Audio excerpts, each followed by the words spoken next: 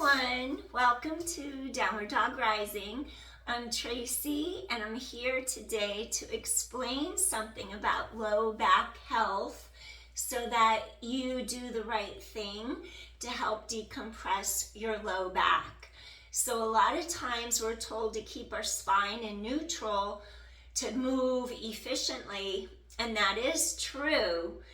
But optimally, we want to be able to do spinal flexion and extension. And as long as you don't have hardware to hold your spine together, there are motions that we need for suppleness and flexibility in our spines. And we never work through pain, so you never do things that cause pain. But at the same time, say that you do bridging and you only do neutral bridging, hip hinging, straight up, straight down. I'm thinking that if that's the only way you bridge and you never work on articulating bridges, well, at the end of the spine, you're not imprinting and you're not doing spinal flexion and you're not getting the full range. So there are instances where it will hurt and you shouldn't do it. So by all means, avoid compressing your low back spinal flexion. But for a healthy spine, we need to move it in all directions, or else we can inhibit our spinal health by losing our mobility and range of motion. So today I want to go over that. We're going to start off lying on our back on the mat, and then I want you to find your neutral spine. So anatomically, your neutral spine is where your two hip bones, anterior, superior, iliac spines, they're in a straight line with your pubic symphysis, your pubic bone. So if I imprint, here comes lumbar spinal flexion. Notice how my two hip bones are lower than my pubic bone. Now, if I roll center, so this should help clear up any confusion. If I roll center, my hip bones are in the same plane of alignment as my pubic bone. Now here comes extension of the spine. Watch. My pubic bone is lower than my hip bones, and I'm naturally, we call this lordosis in the lumbar spine. I naturally have more lordosis, and you'll notice in your alignment, when you have more lordosis in your low back, it pops your rib cage forward in front of the hip bones. And it makes us arch our back excessively when we're lying on the mat, even when we're standing up. So ideally, we do want to be in a more neutral space, neutral spinal alignment.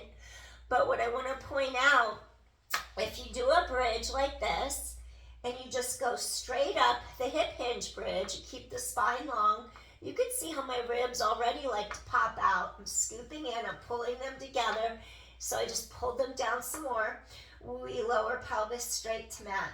So you could see how I'm in my neutral, my gluteals are engaged, I can feel openness through the front of the hip sockets.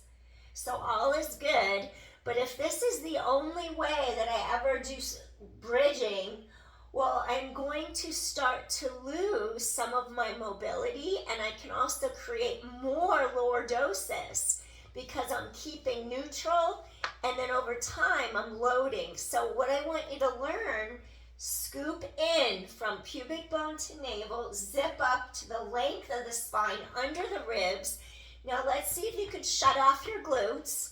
Go directly into your core. We want to go really deep, transversus abdominis, super deep into the core. Pull in, zip up. Now I want you to see if by using your core, can you roll your hip bones lower than your pubic bone? And then I want you to slowly release. And you're going to roll your hip bones lower than pubic bone.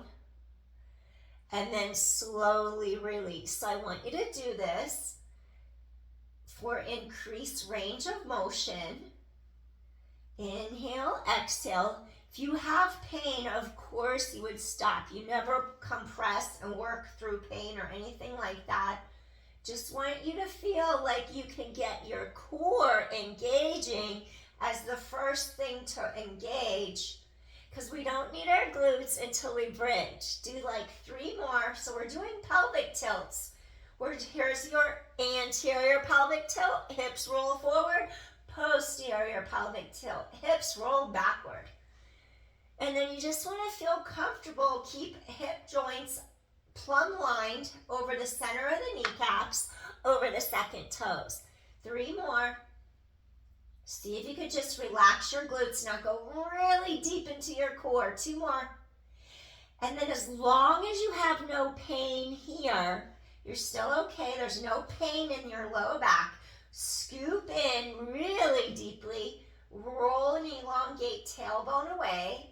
Roll up. Really feel your glutes turning on now. Your core is engaged. Now roll up. And then roll up a little more.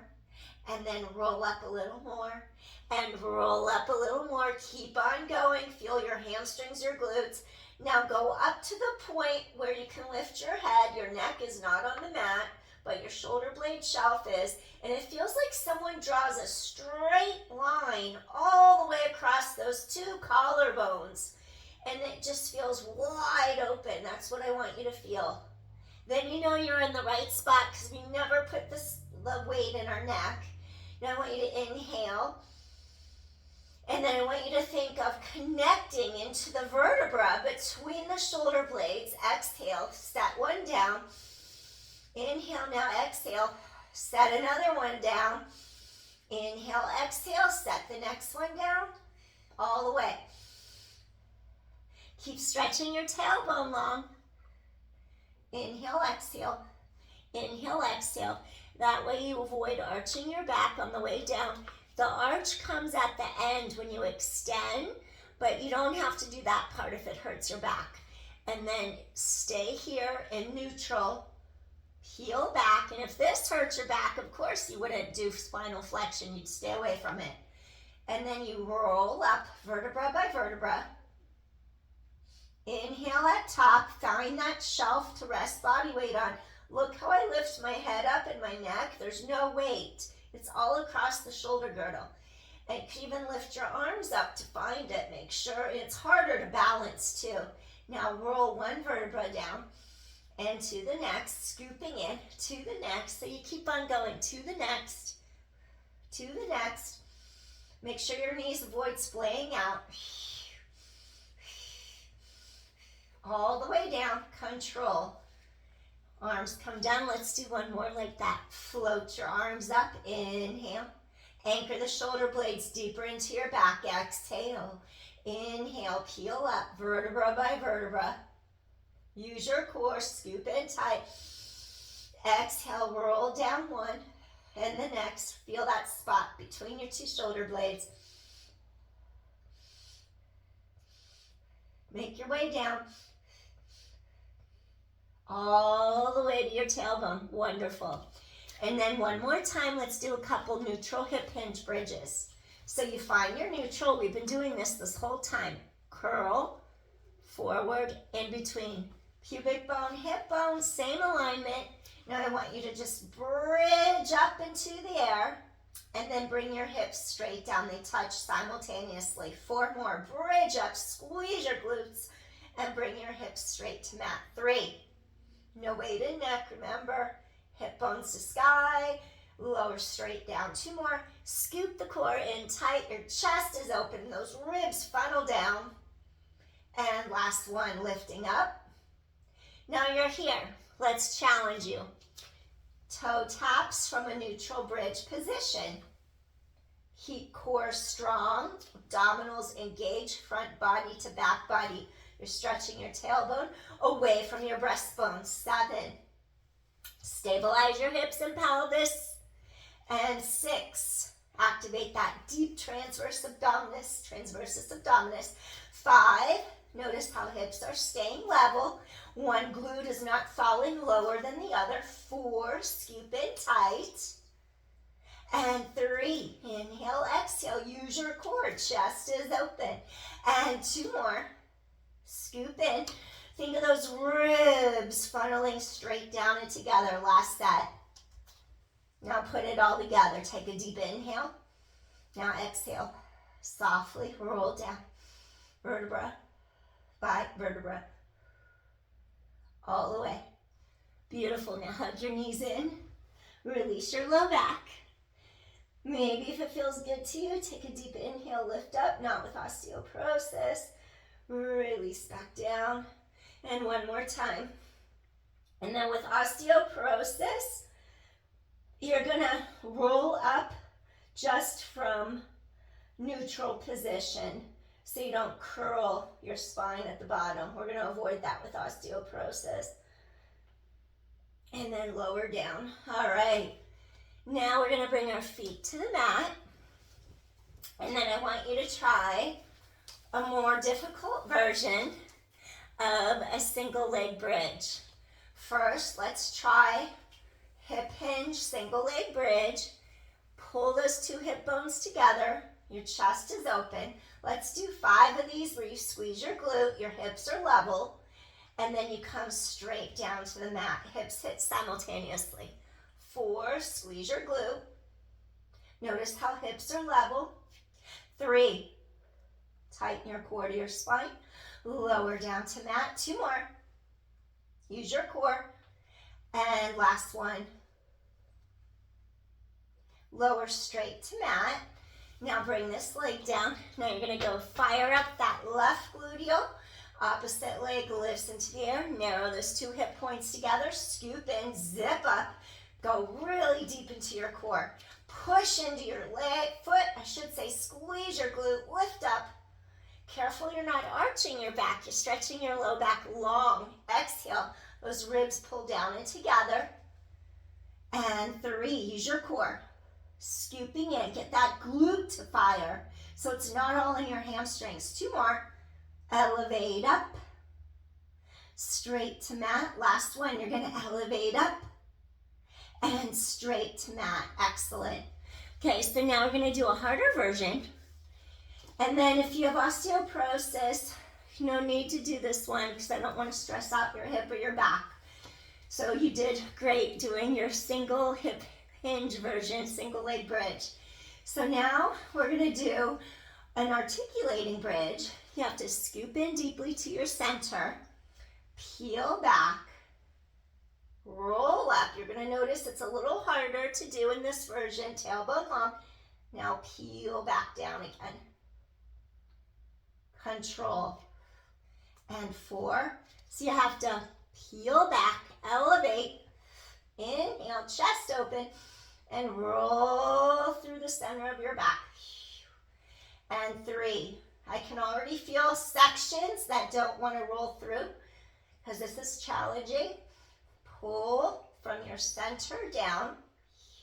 There, I just hit a section I missed. Last one. 2 more. Peel up, lift, inhale, exhale. Try to keep your knee in alignment with your hip socket. I can feel mud going outward. Inhale. Exhale. Peel back down section by section. Okay, let's do that on the other side. Lengthen up. Press your foot firm into the mat. Tighten into your center. Scoop in deeply. Transversus abdominis. Narrow those 2 hip points. Scoop in, zip up. Roll up. Bone by bone. Inhale at the top. Soften your breastbone. No weight in neck. Roll back down. So you're going spinal segment by segment to the tailbone. Good. 4. Peel up bone by bone. Try to target at each spot. Remember, you never do articulating bridges with spinal fusion surgery or rods in your back. 3. Peel up bone by bone. Inhale. Exhale. Roll it down. Try to keep stable. Notice if the hips want to go side to side. 2.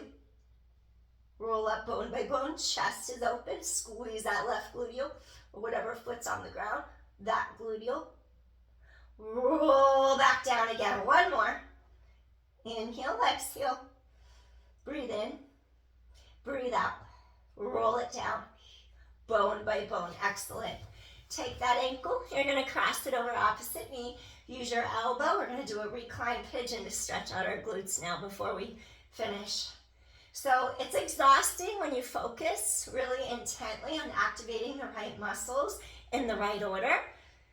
So you'll notice that you feel like you worked out, but you didn't do a lot, but you did. So press into that inner thigh, press it outward, flex your feet to energetically open the hips, keeping the knees and the hips in the correct alignment for safety. Feel how your low back is elongated into the mat. Inhale, exhale, feel how chest is open.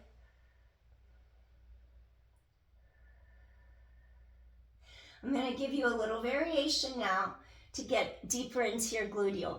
Switch your hands from behind your thigh to the mid-shin. Relax this ankle. Pull in a little deeper, and you're going to feel it right in that glute. Inhale. Exhale. So you're going to feel it in this glute, like right around in there. Inhale, exhale, breathing in and breathing out. Let your whole spine release against mat. You'll feel your glute, that burning sensation releasing out of it. Direct your breath, oxygen into it to heal it. Exhale, wonderful.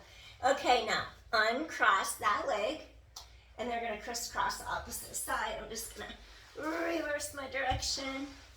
All right, we're gonna crisscross this left ankle over the right knee. Now use your elbow to get that inner thigh. Flex your foot. Ooh, feel that glute burn in. Relax your entire spine against the mat. Flex both feet. Inhale. Exhale. Breathing in and breathing out. And inhale. Exhale. Just let your entire spine lengthen into your mat. Spine is long. Feel like that hip is unwinding. Those glutes are unwinding.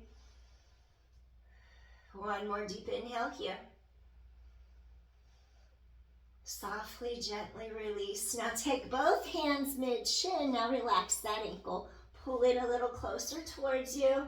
Woo, feel that glute. It burns. Let it just ease out that tension. Breathing in. And then breathing out. Just let that tension ease out of that glute. Almost feels like a little dagger poking into the glute. Breathing in right above at the top of the hamstring, where it inserts. Inhale, exhale. Just let it release.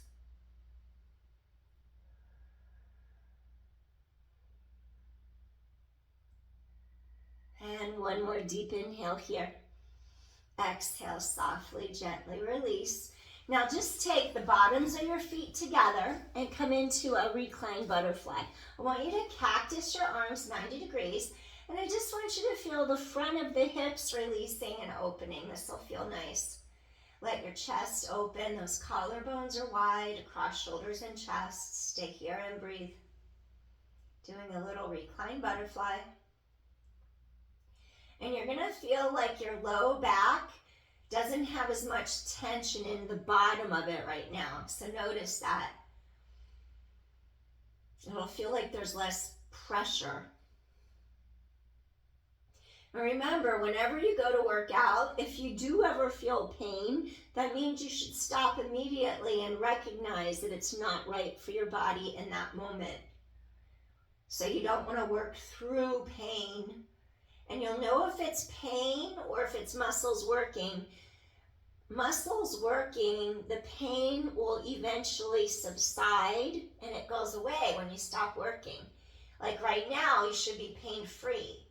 But if you're pushing yourself too hard or making your spine do something that it doesn't want to do, the pain will persist or it will get worse. So you need to recognize good pain, meaning muscles working and you're feeling muscles actively being engaged, as opposed to bad pain that keeps increasing when there's something not quite right or there's compression or it's just too tight and pushed together. That's when you know you shouldn't keep going. Just take another deep inhale here. And exhale, gently bring your knees together. And then I just want you to do this little windshield, or actually just a windshield like this, just slow with control, side to side, just to ease the sides of the hips a little bit. 4 and 3 and 2 and 1. Excellent. And then I just want you to slowly bring, as long as you don't have osteoporosis, Scoop into your center. Reach, scoop in tight, and just lift yourself all the way up off the mat. And then that's what I have for you today. I just wanted you to practice neutral spine when the two hip bones are in alignment with your pubic bone. And then that way the force can be transferred across your spine adequately. But we want mobility, so we want to be able to move from neutral to an anterior tilt, posterior tilt, anterior imprints, posterior arches. Some of us have more anterior tilt than others. Some of us have more forward. Anterior tilts this way, I should say, and a posterior tilts this way. If you have flat back, you're going to be more that way, and if you have an arched sway back, you're going to be that way. Our goal is to get more centered and toward neutral. So you have to be able to pinpoint. If you're already super arched this way, then you're going to limit arching yourself more, because why put yourself into a deeper arch? Get what I'm saying? And then if you're here, if you're already in a flat back, like your pelvis is forward in front of your ribs and you're already totally flat back, well, then you're not going to want to keep flattening your back into the mat. You're going to want to be able to pinpoint, when do you start to create a natural arch in your spine to bring you back into neutral. And you want to work on those ranges that your body effectively needs to be in to help support the spine optimally. So we work with the curves that we have, and if we're over flat, we try to bring it to neutral. If we're over arched, we try to bring it to neutral. So one size doesn't fit all for everyone.